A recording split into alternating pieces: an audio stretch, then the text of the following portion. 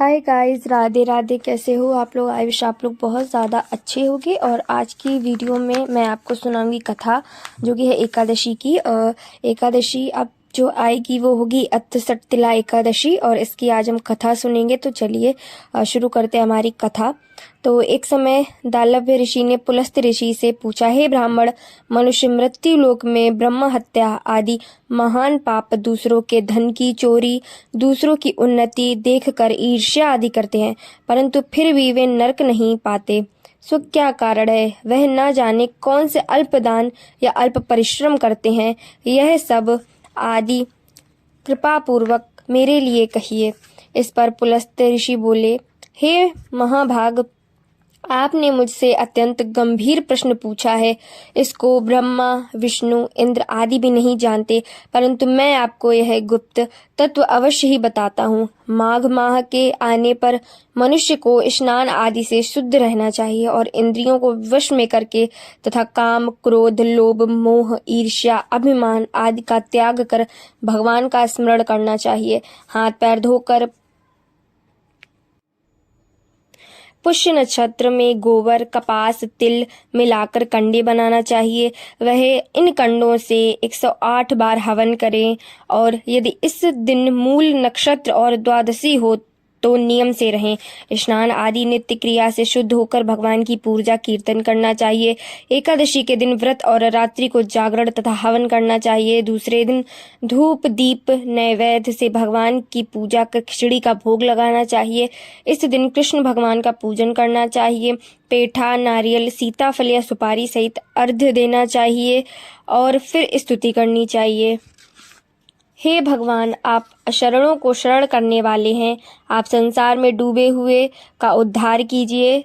पुंडरीकाक्ष, हे कमल नेत्र धारी, हे विश्व भगवान, हे जगत गुरु, आप लक्ष्मी जी सहित मेरे इस तुच्छ अर्घ को स्वीकार करो। इसके पश्चात ब्राह्मण को जल भरा कुंभ प्रदान करना चाहिए। ब्राह्मण को श्यामा गाय और तिल पात्र भी देना अच्छा है। तिल स्नान और भोजन में सर्वश्रेष्ठ है, अतः मनुष्य को तिल दान भी करना चाहिए। इस प्रकार जो मनुष्य जितने तिल का दान करता है वह उतने ही वर्ष स्वर्ग में निवास करता है। पहला तिल स्नान, तिल का उपटन, तिल का हवन, तिलोदक, तिल का भोजन और तिल का दान, यह 60 तिला एकादशी कहलाती है। इससे अनेक प्रकार के पाप नष्ट हो जाते हैं। नारद ऋषि बोले, हे भगवान, आपको नमस्कार है।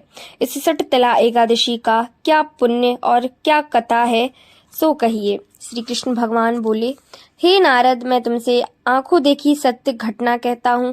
प्राचीन काल में मृत्यु लोक की सत्य घटना कहता हूँ। प्राचीन काल में मृत्यु लोक में एक ब्राह्मणी थी। वह सदैव व्रत किया करती। एक समय वह 1 माह व्रत करती रही। इससे उसका शरीर अत्यंत दुर्बल हो गया, परंतु उसने कभी भी देवताओं तथा ब्राह्मणों को धन तथा अन्न दान नहीं किया।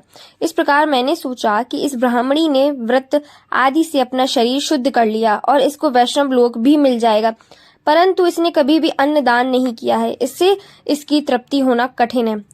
ऐसा सोचकर मैं मृत्यु लोक में गया और ब्राह्मणी से अन्न मांगा। वह बोली, आप यहाँ किस लिए आए हैं? मैंने कहा, मुझे भिक्षा चाहिए। उसने मुझे मृतपिंड दे दिया। मैं उसे लेकर लौट आया। कुछ समय बीतने पर ब्राह्मणी भी शरीर त्याग कर स्वर्ग आई। मृतपिंड के प्रभाव से उसे एक आत्मगृह मिला, परंतु अपने को वस्तुओं से शून्य पाया। वह मेरे पास आई और बोली, हे भगवान, मैंने अनेकों व्रतों आदि से आपकी पूजा की है, परंतु फिर भी मेरा घर वस्तुओं से शून्य है। मैंने कहा, तुम अपने गृह जाओ और देवी स्त्रियां तुम्हें देखने आएंगी, तब तुम उनसे 60 तिला एकादशी का पुण्य और विधि सुन लो, तब ही द्वार खोलना। भगवान के वचन सुनकर वह अपने घर को चली, और जब देव स्त्रियां आकर द्वार खुलवाने लगीं तो ब्राह्मणी बोली कि यदि आप मुझे देखने आई हैं तो 60 तिला एकादशी का महत्व कहिए। उनमें से एक देव स्त्री बोली, सुनो, मैं कहती हूँ। जब उसने 60 तिला एकादशी का महत्व सुना दिया, तब उसने द्वार खोला। देव स्त्रियों ने उसको सब स्त्रियों से अलग पाया। ब्राह्मणी ने भी देव स्त्रियों के कहे अनुसार सठ तिला का व्रत किया और इसके प्रभाव से उसका ग्रह धन धान्य से भरपूर हो गया। अतः मनुष्य को सठ तिला एकादशी का व्रत करना चाहिए। इससे मनुष्य को जन्म जन्म में आरोग्यता प्राप्त होती है और दरिद्रता नष्ट हो जाती है। इस व्रत से मनुष्य के समस्त पाप नष्ट हो जाते हैं। तो यही थी आज की कथा। अगर आपको वीडियो पसंद आए तो लाइक कर दीजिएगा और चैनल पर नया है तो सब्सक्राइब कर दीजिएगा। तब तक के लिए राधे राधे।